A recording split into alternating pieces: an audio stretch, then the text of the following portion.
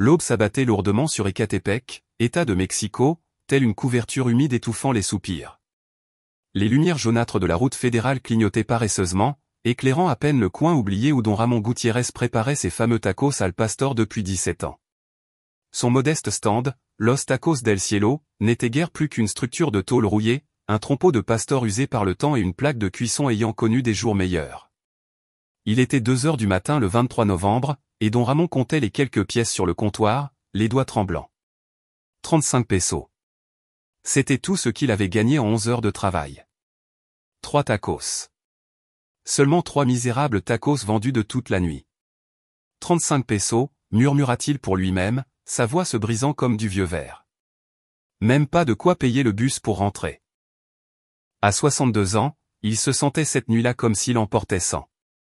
Ses mains, burinées par la chaleur de la plaque et marquées par les cicatrices de l'huile bouillante, tremblaient non seulement de fatigue, mais d'une peur profonde. Une peur bien réelle, celle qui serre la poitrine et fait oublier comment respirer. Il glissa les pièces dans la poche déchirée de son pantalon et jeta un œil à la bouteille de gaz. L'aiguille était dans le rouge depuis 3 jours. Demain, peut-être après-demain, le gaz serait complètement épuisé.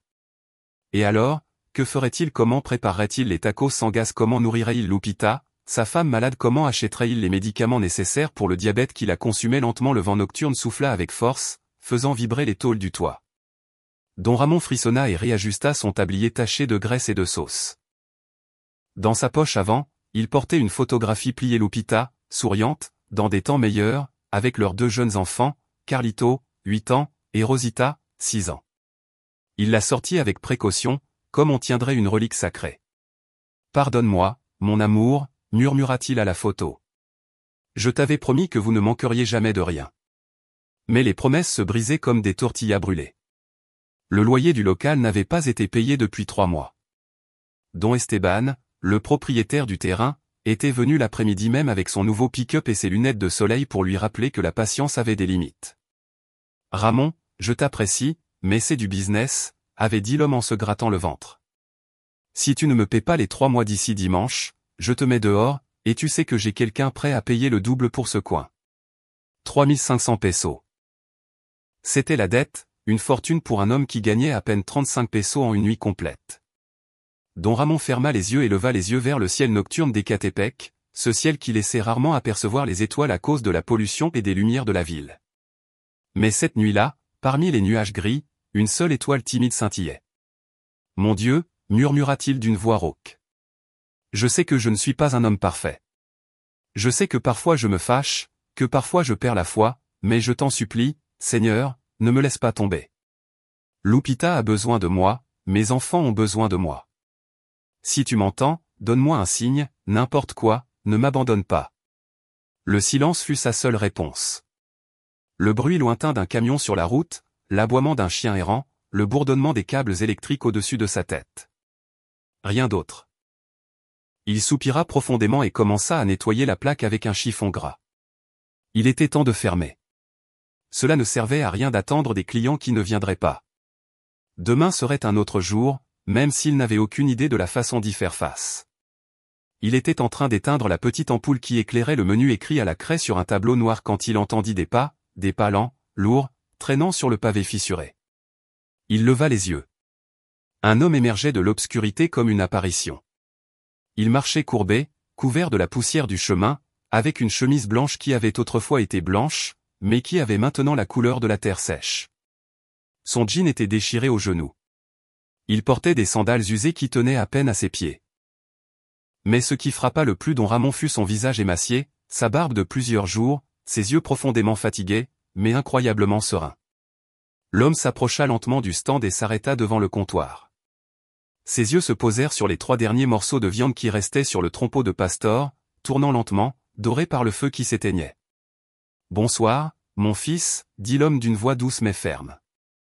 Il y avait quelque chose dans son ton qui transmettait la paix malgré son apparence négligée. « Bonsoir, monsieur », répondit don Ramon, essayant de ne pas montrer sa surprise.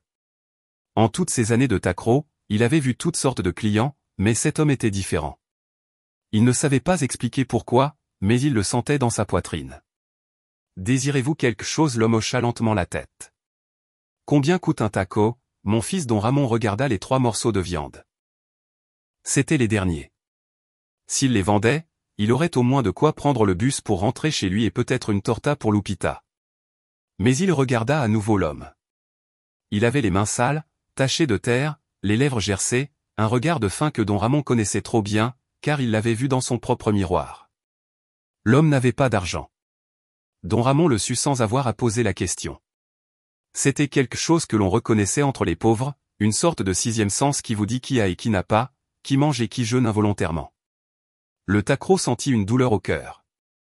C'était comme si une voix intérieure lui murmurait « Donne-lui à manger même si tu ne peux pas. » Il sourit. C'était un sourire triste, mais sincère. « Rien, monsieur, dit-il d'une voix douce.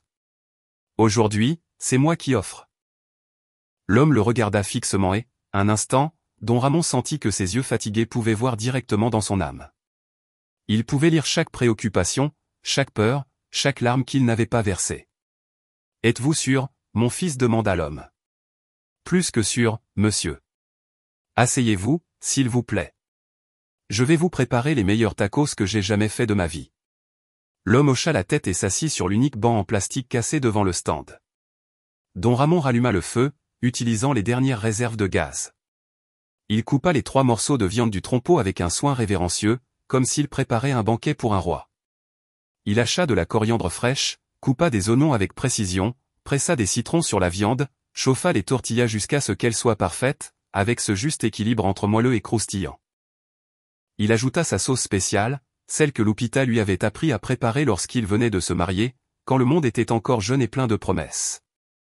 Il servit les 3 tacos dans une assiette en plastique ébréchée, avec tout l'amour et la dignité qu'il put rassembler. Puis il remplit un verre jetable d'eau fraîche de sa bonbonne, la même qu'il buvait, et le plaça à côté de l'assiette. « Voici, monsieur, dit don Ramon en déposant le tout devant l'homme, bon appétit. » L'homme observa les tacos avec une expression que don Ramon ne put déchiffrer: gratitude, tristesse, quelque chose de plus profond que les mots ne pouvaient nommer. « Que Dieu te bénisse, mon fils, murmura l'homme et commença à manger. Don Ramon s'écarta discrètement, lui laissant de l'espace. Il se mit à nettoyer la plaque, bien qu'elle fût déjà propre. Il avait besoin de faire quelque chose de ses mains pour ne pas pleurer. Il venait de donner sa dernière marchandise, les 30 derniers pesos qu'il aurait pu gagner cette nuit-là. Demain, il n'aurait rien pour acheter plus de viande, rien pour payer le gaz, rien pour les médicaments de Lupita, mais étrangement, il ne le regrettait pas. L'homme mangea en silence, lentement, savourant chaque bouchée comme si c'était la nourriture la plus précieuse du monde. Quand il eut fini, il s'essuya la bouche du revers de la main et but l'eau jusqu'à la dernière goutte. Puis il se leva et don Ramon s'approcha. « Tout s'est bien passé, monsieur » L'homme le regarda droit dans les yeux. À ce moment-là, quelque chose changea dans son regard. Les yeux fatigués se transformèrent en quelque chose de différent, quelque chose de lumineux, quelque chose qui fit frissonner don Ramon. « Aujourd'hui, tu as donné à manger à celui qui avait faim, » dit l'homme d'une voix qui résonnait d'un écho impossible. « Et le ciel ne l'oublie pas. » Don Ramon cligna des yeux, confus. Il voulut répondre, mais les mots restèrent coincés dans sa gorge. Il cligna à nouveau des yeux. L'homme avait complètement disparu. Don Ramon fit un pas en avant, regardant de tous les côtés. La rue était vide. Il n'y avait nulle part où courir. Nulle part où se cacher en ces 2 secondes où il avait cligné des yeux. Il était impossible que quelqu'un disparaisse ainsi, si vite, si complètement. « Monsieur » appela don Ramon d'une voix tremblante. Monsieur silence.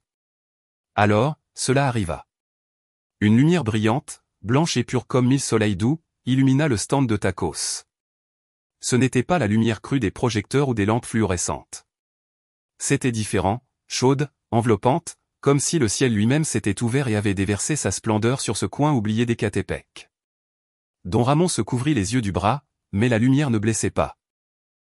Au contraire, il sentit qu'elle le remplissait d'une paix qu'il n'avait pas ressentie depuis des années, peut-être jamais. Et puis vint le parfum.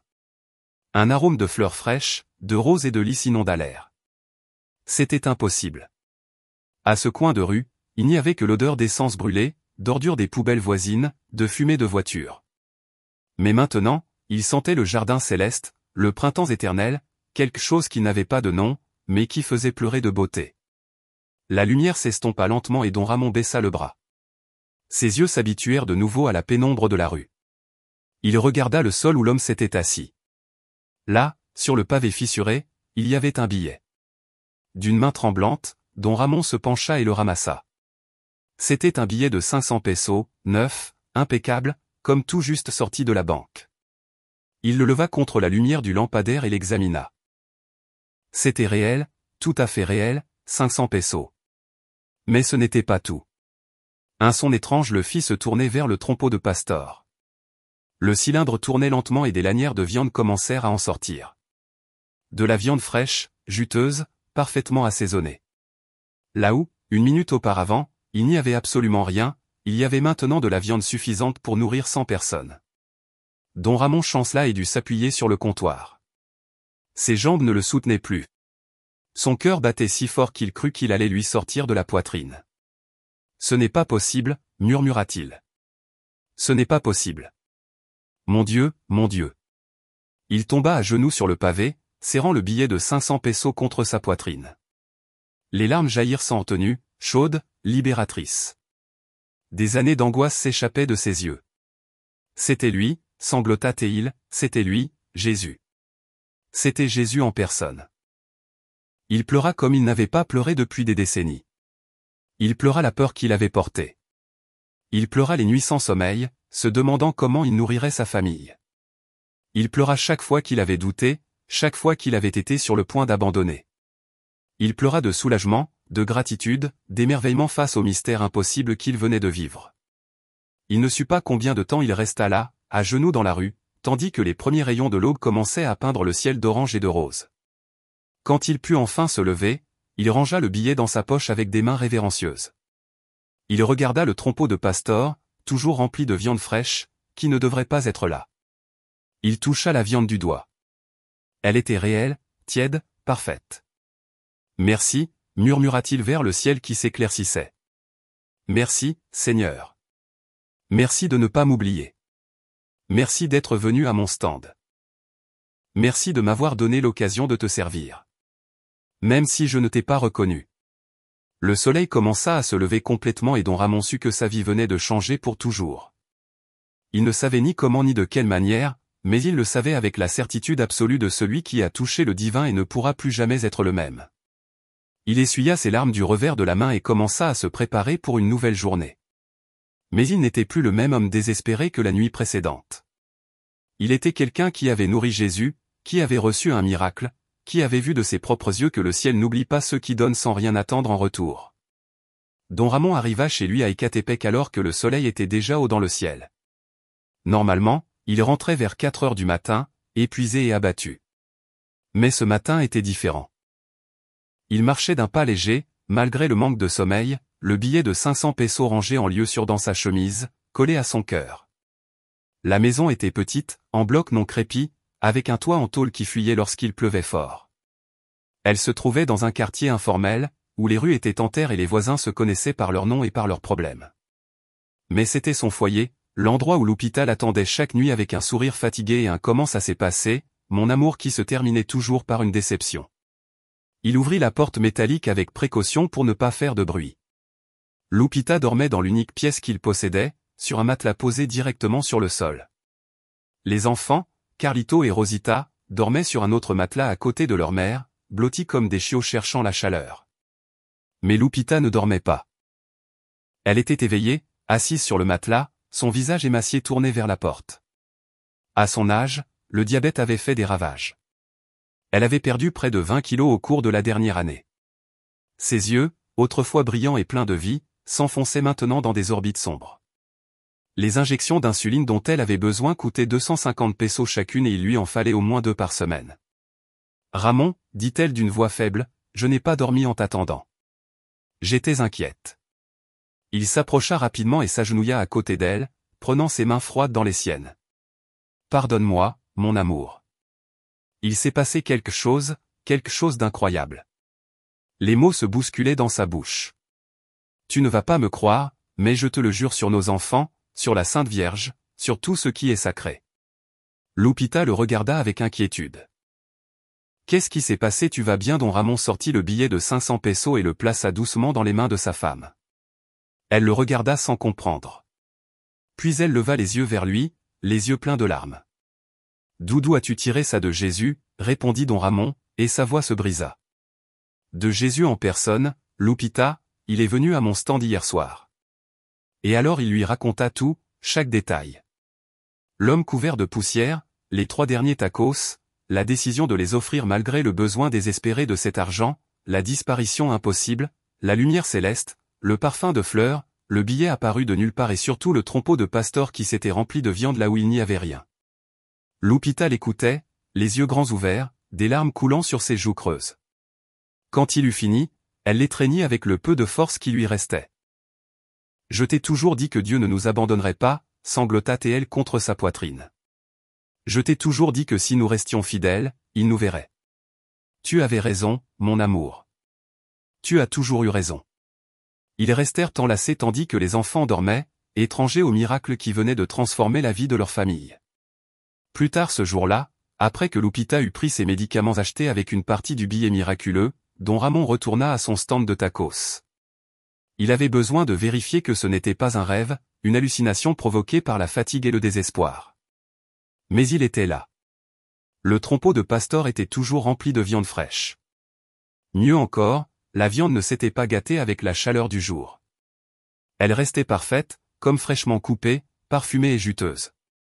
Don Ramon se signa 3 fois avant d'oser la toucher.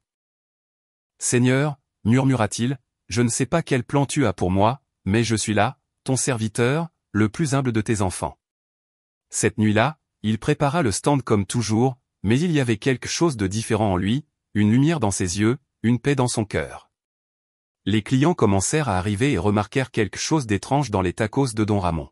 « Eh, compadre, dit un camionneur régulier qui s'arrêtait toujours à 9 heures du soir. Je ne sais pas ce que tu as fait à ta viande, mais ce sont les meilleurs tacos que j'ai jamais goûtés de ma vie. Tu as changé de fournisseur, don Ramon il sourit. Disons que j'ai reçu de l'aide d'en haut. Le camionneur rit, pensant que c'était une blague, et commanda 3 tacos de plus. La nouvelle se répandit rapidement. En 3 jours, le stand Los Tacos del Cielo passa de la vente de 3 tacos par nuit à des centaines. La file s'étendait sur tout le pâté de maison. Les gens venaient de quartiers éloignés, certains parce qu'ils avaient entendu parler de la qualité extraordinaire des tacos, d'autres parce que des rumeurs couraient qu'un événement miraculeux s'était produit à cet endroit. Don Ramon travaillait de 6 heures du soir à 3 heures du matin, mais il ne se sentait plus fatigué. C'était comme si une énergie invisible le soutenait et la viande du trompeau ne s'épuisait jamais. Peu importe le nombre de tacos qu'il préparait, il y en avait toujours plus. C'était physiquement impossible. Mais cela se produisait nuit après nuit. Avec les bénéfices, il put payer le loyer en retard. Don Esteban, le propriétaire du terrain, arriva le samedi suivant, s'attendant à expulser don Ramon.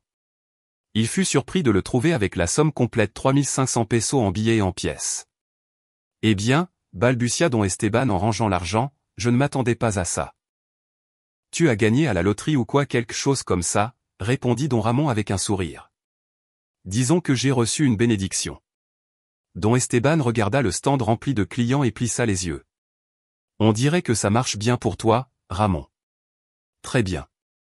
Peut-être même trop bien pour ce coin oublié. » Il y avait quelque chose dans son ton qui alerta don Ramon, mais il ne dit rien. Il se contenta de continuer à travailler. Les dimanches, don Ramon fermait le stand et emmenait sa famille à la messe à la paroisse de San Miguel Arcangel. C'était une église humble, avec des murs fissurés et des bancs usés, mais pour lui, c'était un palais. Après le miracle, il ne pouvait plus s'empêcher d'y aller.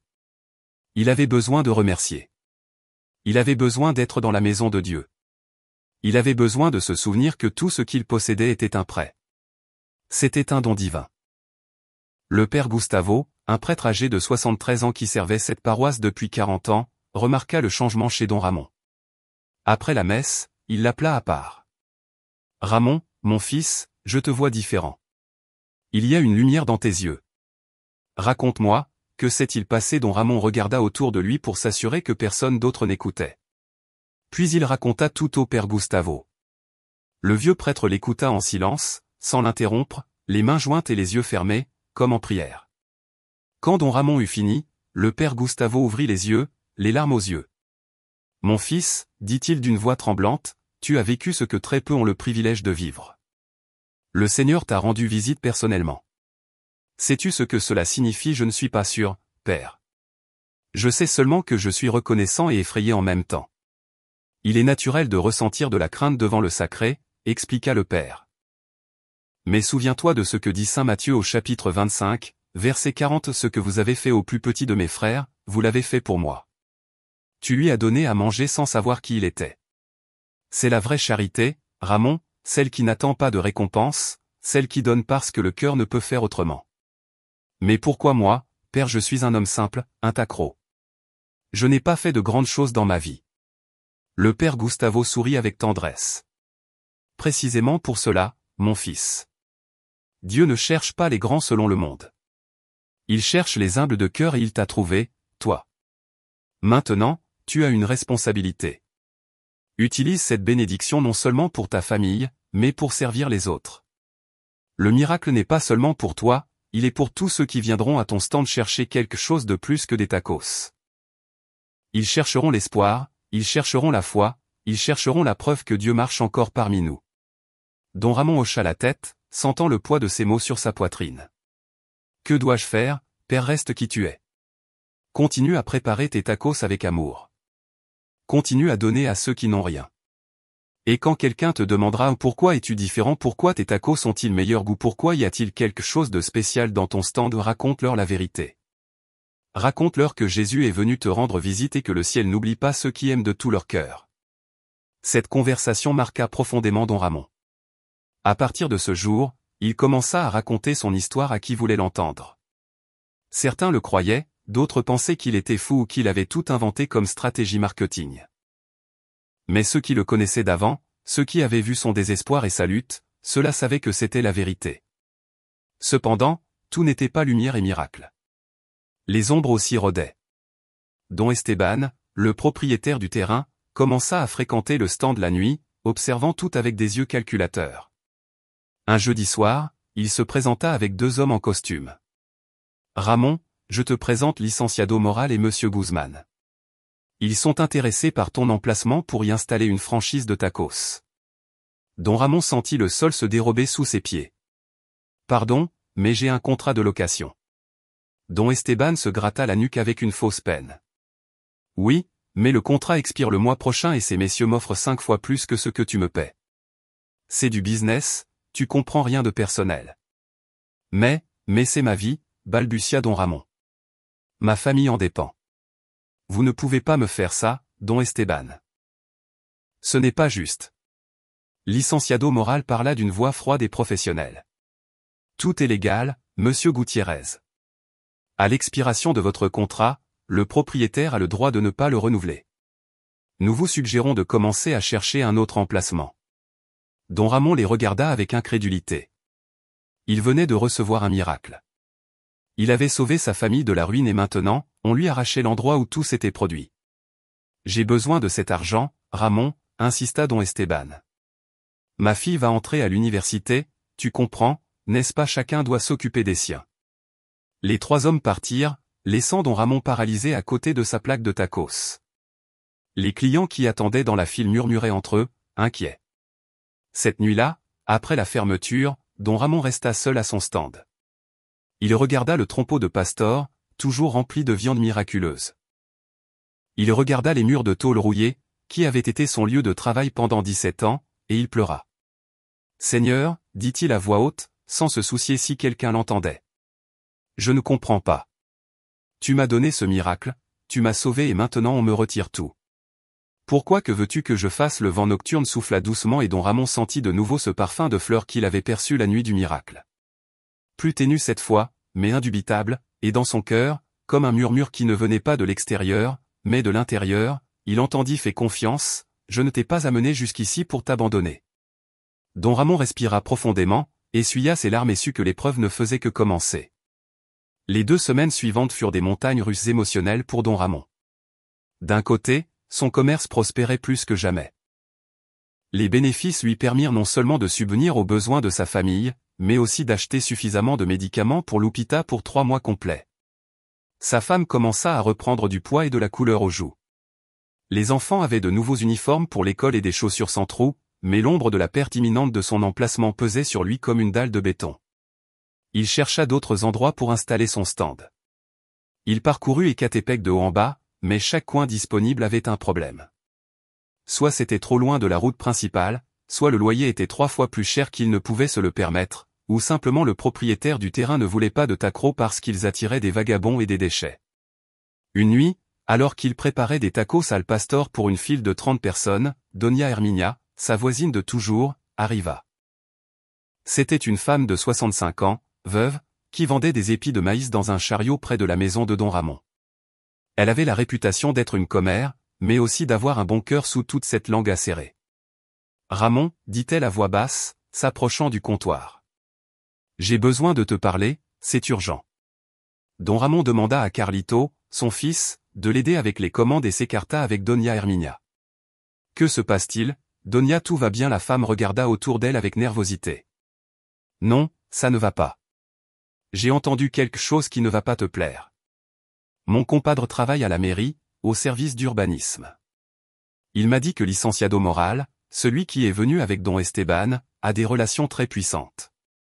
Il prévoit non seulement de te prendre ton coin, mais aussi de dénoncer ton stand comme illégal pour que tu ne puisses pas en installer un autre dans toute la zone. Don Ramon sentit le sang se figer dans ses veines. Quoi? Pourquoi ferait-il ça? J'ai tous mes permis en règle. Doña Herminia secoua la tête. Peu importe si tu les as ou non, ces gens peuvent inventer n'importe quoi, une dénonciation anonyme pour viande avariée, une inspection surprise où ils trouvent par hasard quelque chose de mauvais. Tu sais comment ça marche quand il y a de l'argent en jeu. Mais je n'ai rien fait à personne, je ne fais que vendre des tacos. Ah, Ramon, soupira la femme en posant une main ridée sur son bras. Parfois, le succès est une raison suffisante pour que les gens veuillent te détruire, surtout quand ils croient que ce succès devrait être le leur. Cette nuit-là, Don Ramon put à peine dormir. Il resta éveillé à regarder le toit de tôle, écoutant la respiration de Lupita et des enfants. Comment était-il possible qu'après avoir reçu un miracle de Dieu lui-même, tout s'effondrait à nouveau le lendemain matin? Il décida d'aller à la paroisse pour parler au père Gustavo.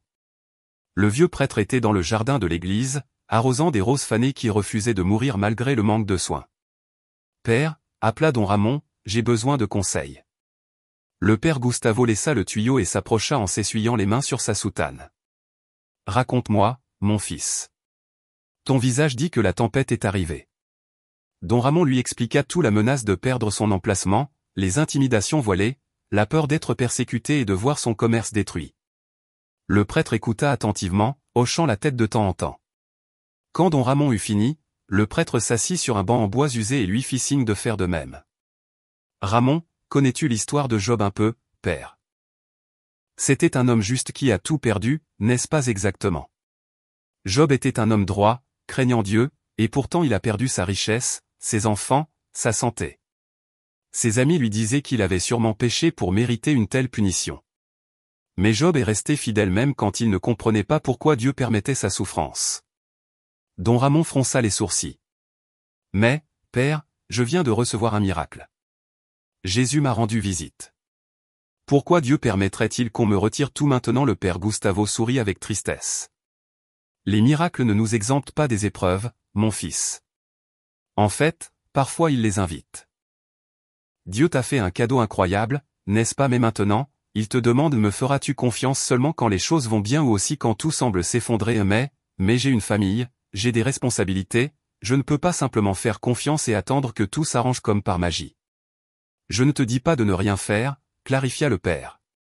Fais ce qui est en ton pouvoir. Cherche d'autres emplacements, défends tes droits, bats-toi pour ta famille, mais fais-le sans perdre la foi, sans laisser la peur te paralyser. Souviens-toi que le même Dieu qui a envoyé son fils à ton stand ne t'abandonnera pas maintenant. Don Ramon hocha la tête, bien que l'angoisse continuait à lui serrer la poitrine.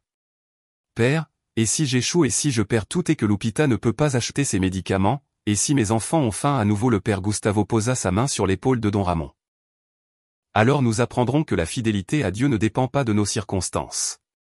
Mais quelque chose me dit, Ramon, que cette histoire n'est pas terminée. Dieu ne fait pas les choses à moitié. S'il a commencé une œuvre en toi, il la complétera. Ces mots résonnèrent dans le cœur de don Ramon pendant des jours. Il continua à travailler, à chercher des alternatives, mais quelque chose avait changé en lui. Il n'était plus désespéré, il était déterminé. Une semaine avant l'expiration de son contrat, quelque chose d'inattendu se produisit. C'était un vendredi soir et le stand était plein comme d'habitude. Don Ramon préparait des tacos, Carlito l'aidant, quand une jeune femme s'approcha du comptoir. Elle portait des vêtements simples mais propres et tenait dans ses bras un bébé enveloppé dans des couvertures. « Bonsoir », dit-elle d'une voix timide. « Combien coûte un taco ?» Don Ramon la regarda. Il reconnut ce regard, le même que l'homme avait eu cette nuit-là. La faim, le besoin, le désespoir caché sous un masque de dignité. 15 pesos, répondit-il, bien qu'il sût parfaitement que la femme n'avait même pas de quoi en acheter un. La femme baissa les yeux, honteuse. Je pensais que c'était moins cher. Excusez-moi. Merci quand même. Elle se retourna pour partir, mais don Ramon la retint. Attendez, madame, aujourd'hui nous avons une promotion spéciale. Les premiers tacos pour les mères avec bébé sont gratuits. La femme se retourna, les yeux brillants de larmes. Vraiment combien en voulez-vous? Je pourrais en faire 3. Je n'ai pas mangé depuis hier matin. Tout mon lait est pour mon bébé. Don Ramon prépara 5 tacos au lieu de 3, avec tout le soin et l'amour qu'il put rassembler. Il les enveloppa dans du papier aluminium et les lui remit avec une bouteille d'eau. Que Dieu vous bénisse, madame, et prenez bien soin de ce magnifique bébé. La femme le regarda comme si elle venait de voir un ange. Vous ne savez pas ce que cela signifie pour moi. Merci. Que Dieu vous le rende. Elle partit en pleurant, serrant les tacos contre sa poitrine. Carlito, qui avait tout observé, regarda son père avec admiration. Papa, pourquoi lui as-tu donné des tacos gratuits? Nous avons encore des dettes et ils vont nous prendre cet endroit. Don Ramon s'agenouilla pour être à la hauteur de son fils. Carlito, il y a quelques semaines, j'étais comme cette dame, sans rien, désespéré. Et Jésus est venu à mon stand et je lui ai donné à manger sans savoir qui il était. Sais-tu ce que cela m'a appris? L'enfant secoua la tête. Cela m'a appris qu'il y a toujours quelqu'un qui a moins que nous et que si nous pouvons aider, nous devons aider, non pas parce que nous attendons quelque chose en retour, mais parce que c'est ainsi que Dieu veut que nous vivions. Parce que peut-être, mon fils, cette dame n'était pas seulement une dame. Peut-être que c'était Jésus à nouveau, qui nous mettait à l'épreuve. Carlito hocha lentement la tête, assimilant les paroles de son père. Le lendemain, don Ramon reçut un appel sur son vieux téléphone portable. C'était un numéro inconnu. Monsieur Ramon Gutiérrez, dit une voix féminine professionnelle à l'autre bout du fil. Oui, c'est moi. Qui parle? Mon nom est Gabriela Mendoza. Je suis productrice du journal télévisé local de Televisa, État de Mexico. Nous avons reçu des informations sur votre commerce et une histoire assez inhabituelle. Serait-il possible de faire une interview? Don Ramon resta sans voix un instant. Une interview? Pourquoi faire? On nous a dit que vous affirmez avoir eu une rencontre avec Jésus à votre stand de tacos et que depuis, vous avez vécu des événements extraordinaires. Nous aimerions documenter votre histoire. Bien sûr, vous pouvez décider ce que vous voulez partager ou non, mais nous pensons que c'est une histoire qui mérite d'être racontée. Don Ramon leva les yeux au ciel. Faisait-elle partie du plan ou était-ce un piège pour le faire passer pour un fou? Laissez-moi y réfléchir, répondit-il finalement. Je peux vous rappeler.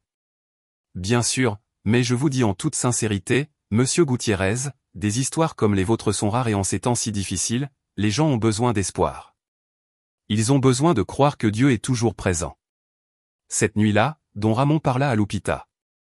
Sa femme, qui avait retrouvé des forces grâce aux médicaments, l'écouta attentivement. Fais-le, dit-elle finalement. Raconte ton histoire. Pas pour la gloire ni pour l'argent. Fais-le parce qu'il y a des milliers de personnes comme nous, désespérées au bord du gouffre, se demandant si Dieu les a oubliées. Ton histoire peut être la lumière dont elles ont besoin. Don Ramon hocha la tête. Le lendemain, il appela la productrice. Mademoiselle Mendoza, j'accepte. Racontez mon histoire. La reporter Gabriela Mendoza arriva au stand Los Tacos del Cielo un mardi après-midi avec un caméraman et un assistant de production. Don Ramon les attendait, nerveux, nettoyant la plaque pour la 3e fois, bien qu'elle fût déjà impeccable. Gabriela était une femme d'environ 35 ans, avec un regard professionnel mais chaleureux. Elle était vêtue sobrement et portait une petite croix en or autour du cou. Monsieur Gutiérrez, salua-t-elle en lui serrant la main. Merci de nous recevoir. Je vous promets que nous traiterons votre histoire avec le respect qu'elle mérite. Appelez-moi Don Ramon, s'il vous plaît, répondit-il. Je ne suis pas très doué pour parler devant les caméras. Je ne l'ai jamais fait. Ne vous inquiétez pas, racontez simplement votre histoire comme vous la raconteriez à un ami. Soyez honnête. C'est tout ce dont nous avons besoin. Ils passèrent l'heure suivante à préparer le lieu. Le caméraman prit des plans du stand sous différents angles, l'enseigne peinte à la main, le trompeau de Pastor, la plaque usée, les murs de tôle rouillés. Quand tout fut prêt, Gabriela s'assit en face de Don Ramon avec un microphone entre eux. Quand vous serez prêt, Don Ramon, racontez-moi ce qui s'est passé la nuit du 23 novembre. Don Ramon respira profondément et commença à parler. Il leur raconta tout le désespoir de cette nuit-là, les 3 derniers tacos, la décision d'offrir la nourriture malgré le besoin désespéré de cet argent, la disparition mystérieuse, la lumière céleste, le parfum de fleurs, le billet de 500 pesos et surtout le trompeau de Pastor qui s'était rempli de viande là où il n'y avait rien. Gabriela l'écoutait, les yeux grands ouverts.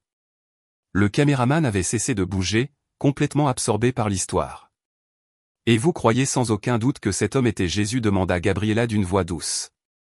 Don Ramon hocha fermement la tête. « Je le sais de chaque fibre de mon être. Ce n'était pas un homme ordinaire. La façon dont il a disparu, la lumière, le parfum, la viande apparue de nulle part. Il n'y a pas d'explication logique. C'était lui. Jésus est venu à mon humble stand et j'ai eu l'honneur de le servir. Et pourquoi pensez-vous que cela s'est produit? Pourquoi vous? Don Ramon resta pensif un instant. Je ne sais pas. Je ne suis personne de spécial. Je suis un pauvre tacro d'Ecatepec. Mais je crois que Dieu voulait me rappeler, et nous rappeler à tous, qu'il marche encore parmi nous, qu'il est dans l'affamé, dans le nécessiteux, dans celui qui arrive couvert de poussière en demandant un taco, et que lorsque nous servons le plus petit, nous le servons, lui. Gabriela avait les larmes aux yeux. Le caméraman dut s'essuyer le visage du revers de la main. C'est une belle histoire, Don Ramon. Puis-je vous poser une question plus personnelle? Pourquoi avez-vous décidé de la partager publiquement? Beaucoup de gens pourraient se moquer, pourraient ne pas vous croire. Parce que peu importe qu'ils me croient ou non, répondit Don Ramon d'une voix ferme. Si cette histoire donne de l'espoir à une seule personne, si elle fait qu'une personne désespérée lève les yeux au ciel et dise peut-être que Dieu ne m'a pas oublié, alors cela vaut toutes les moqueries. La foi n'a pas besoin que tout le monde croie, elle a juste besoin d'être partagée. L'interview se termina 1 heure plus tard. Gabriela le remercia chaleureusement et lui dit que le reportage serait diffusé le vendredi suivant au journal télévisé de 20h. Une dernière chose, Don Ramon, dit-elle avant de partir. Nous avons fait quelques recherches sur votre situation concernant le contrat de location. Ce qu'ils vous font est injuste. Nous allons inclure cette partie dans le reportage. Parfois, la lumière publique peut aider plus que n'importe quel avocat. Don Ramon ne savait pas s'il devait rire ou pleurer. Il se pouvait que cela fasse partie du plan divin, que Dieu utilisait ce reportage pour le défendre. Le vendredi arriva plus vite que prévu. Don Ramon ferma le stand tôt et se rendit chez Doña Herminia, qui avait la télévision. Il n'avait pas les moyens d'en avoir une. Le salon se remplit de voisins curieux. Doña Herminia, son compadre de la mairie, Madame Josepha de la petite épicerie, Don Chuy le mécanicien et au moins 15 autres personnes. Lupita était assise à côté de Don Ramon, lui serrant la main avec force. Les enfants, Carlito et Rosita, étaient assis par terre, les yeux rivés sur l'écran. À 20h précises, le journal télévisé commença. Après les nouvelles habituelles sur la politique et la criminalité, le visage de Gabriela Mendoza apparut. Et maintenant, une histoire extraordinaire d'Ecatepec. Un humble tacro affirme avoir eu une rencontre divine qui a transformé sa vie. Notre reportage spécial. L'écran changea et le stand Los Tacos del Cielo apparut, avec Don Ramon travaillant. La voix off de Gabriela narrait. Don Ramon Gutiérrez a 62 ans et prépare des tacos al pastor depuis 17 ans à ce coin d'Ecatepec. Mais ce qui s'est passé la nuit du 23 novembre a changé sa vie pour toujours. Puis Don Ramon apparut, racontant son histoire. Le montage était respectueux, émouvant, avec une musique douce en fond. Ils montrèrent des images de Lupita, des enfants, du trompeau de Pastor. Lorsque Don Ramon décrivit la lumière céleste et le parfum de fleurs, le salon de Doña Herminia était dans un silence complet. certaines femmes portaient leurs mains à leur poitrine. Don Chui le mécanicien, un homme rude qui ne pleurait jamais, s'essuyait discrètement les yeux. Le reportage se termina avec Don Ramon disant: si quelqu'un qui regarde cela se sent désespéré, abandonné, sans espoir, je veux lui dire que Dieu ne nous oublie pas. Il peut venir sous n'importe quelle forme, à n'importe quel moment. Et quand nous servons avec amour, quand nous donnons sans rien attendre en retour, le ciel répond, toujours. La caméra s'éloigna, montrant le stand avec son enseigne Los Tacos del Cielo tandis que le soleil se couchait derrière. La dernière image était Don Ramon regardant le ciel avec un sourire de paix. Quand le reportage fut terminé, le salon de Doña Herminia éclata en applaudissements et en larmes. Les voisins s'embrassaient, certains priaient à voix basse. Don Ramon était submergé par l'émotion, mais ce qu'il n'attendait pas, c'était ce qui allait suivre. Le reportage devint viral. Le lendemain, l'histoire avait été partagée sur tous les réseaux sociaux. Des journaux nationaux appelaient pour des interviews. Des émissions de radio voulaient parler à Don Ramon. L'histoire du tacro qui avait nourri Jésus était devenue un phénomène. Le dimanche, quand Don Ramon ouvrit son stand, il trouva une file qui s'étendait sur 3 pâtés de maison. Des gens de tout l'État de Mexico et même de la ville de Mexico venaient découvrir Los Tacos del Cielo. Ils ne venaient pas seulement pour les tacos. Ils venaient chercher l'espoir, chercher la foi, chercher la preuve que Dieu faisait encore des miracles. Don Ramon et Carlito travaillèrent sans relâche pendant 12 heures. La viande du trompeau continuait de se multiplier miraculeusement. Peu importe le nombre de tacos qu'ils préparaient, il y en avait toujours plus. Mais le plus surprenant se produisit le lundi matin. Don Ramon était chez lui, se reposant, quand il reçut un appel d'un numéro inconnu. Monsieur Ramon Gutiérrez, oui, c'est moi. Qui parle? Mon nom est ingénieur Roberto Salazar. Je suis le directeur régional du développement social du gouvernement de l'État de Mexico. J'ai vu votre histoire aux nouvelles. J'aimerais vous rencontrer. Avez-vous le temps cet après-midi? Don Ramon, déconcerté, accepta. Ils convinrent de se rencontrer dans un café près de la paroisse de San Miguel Arcangel. L'ingénieur Salazar était un homme d'une 50aine d'années, en costume formel mais avec un regard aimable. Il se présenta chaleureusement et commanda 2 cafés. Don Ramon, votre histoire m'a profondément touché, commença-t-il. Mais cela m'a aussi indigné d'apprendre qu'on essaie de vous prendre votre emplacement malgré tous vos permis en règle. C'est exact, ingénieur. Le contrat expire dans 5 jours et le propriétaire du terrain ne veut pas le renouveler parce que d'autres lui offrent plus d'argent. L'ingénieur hocha la tête et sortit un dossier de son porte-documents. J'ai examiné votre cas personnellement. Ce que fait Don Esteban est légal, oui, mais ce n'est pas juste. Et il se trouve que ce terrain où vous travaillez présente des irrégularités dans son titre de propriété que Monsieur Esteban n'a jamais régularisé. Si je voulais, je pourrais lui rendre la vie très difficile. Don Ramon cligna des yeux, confus. Non, je ne comprends pas, ingénieur. Que me dites-vous? L'homme sourit. Je vous dis que le gouvernement de l'État de Mexico a un programme de soutien aux petits commerçants. Nous pouvons acheter ce terrain, le régulariser et vous le céder en commoda pour 30 ans. Pratiquement donné en reconnaissance de votre travail communautaire et comme exemple des valeurs que nous voulons promouvoir dans notre État. Don Ramon resta sans voix. Les larmes commencèrent à couler sur ses joues. Vous parlez sérieusement? Complètement. En fait, j'ai déjà parlé à Don Esteban. Quand il a appris que le gouvernement était intéressé par le terrain et les irrégularités dans sa documentation, il a accepté de vendre immédiatement.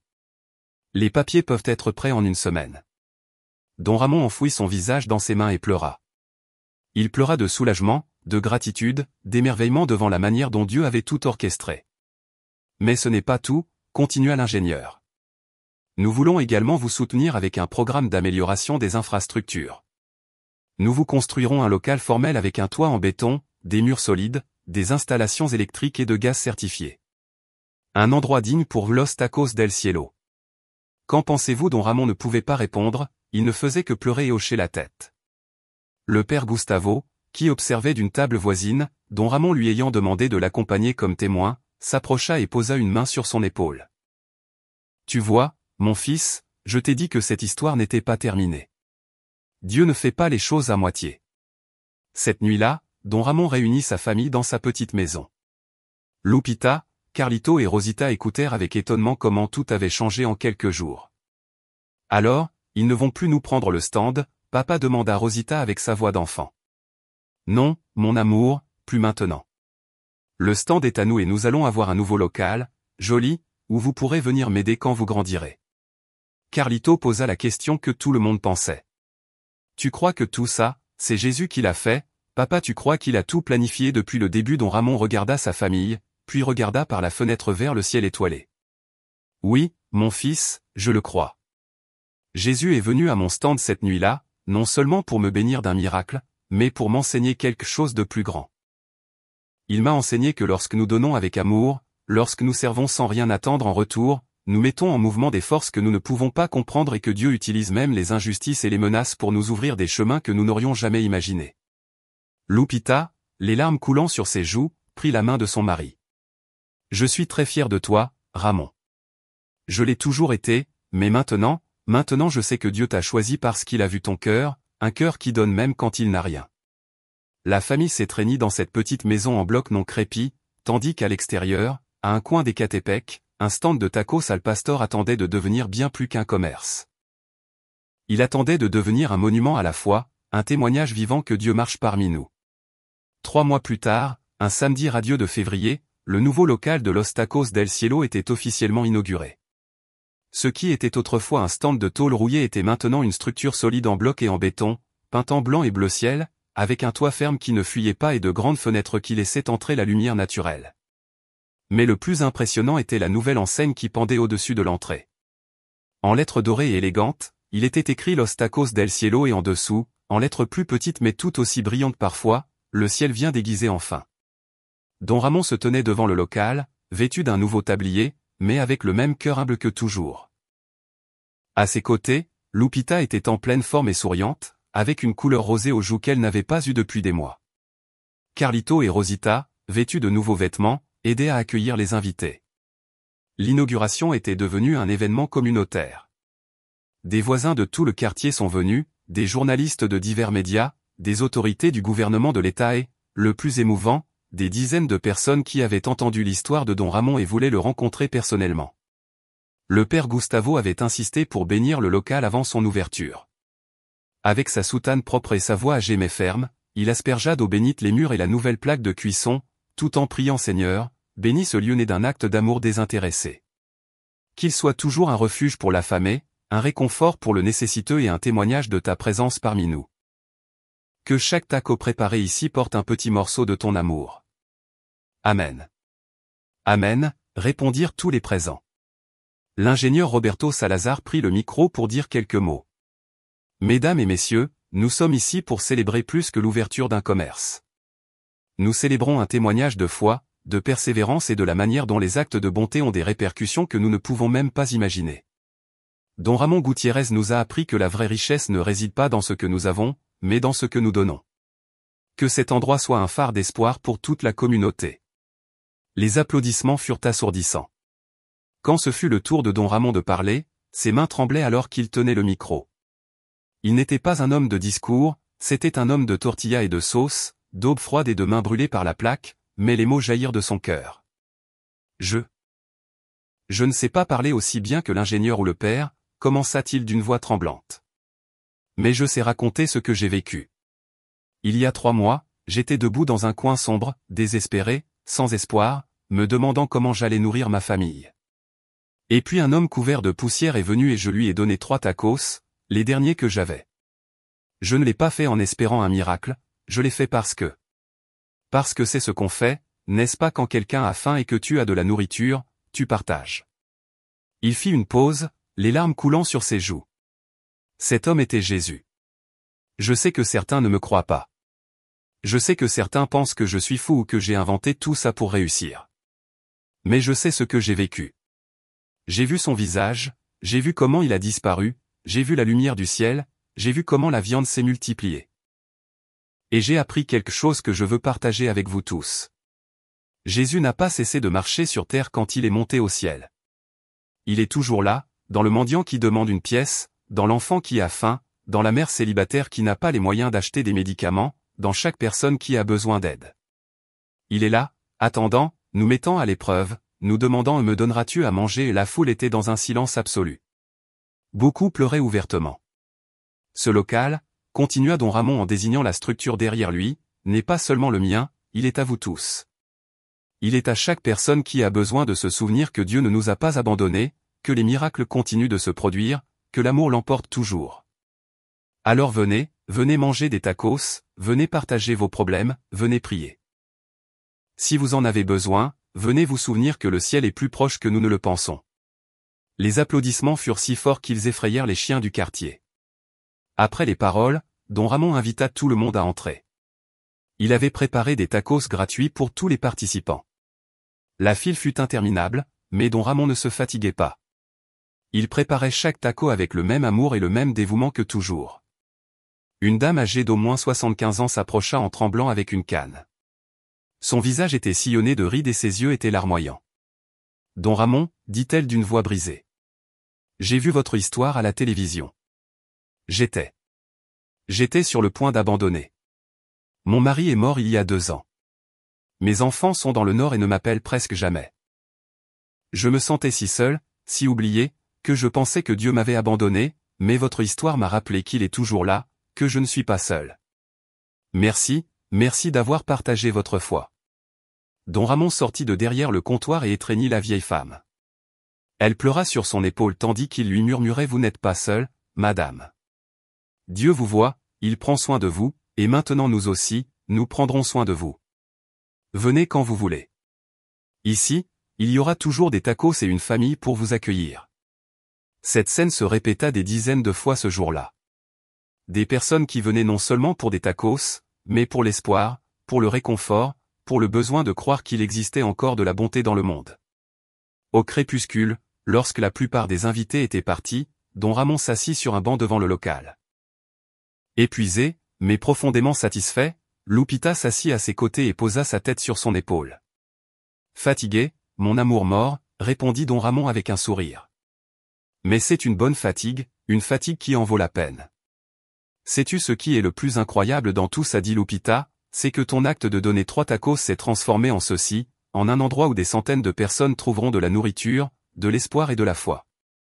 Dieu a multiplié ta générosité de manière que nous n'aurions jamais imaginé. Don Ramon hocha la tête en regardant le ciel qui se teintait d'orange et de rose avec le coucher du soleil.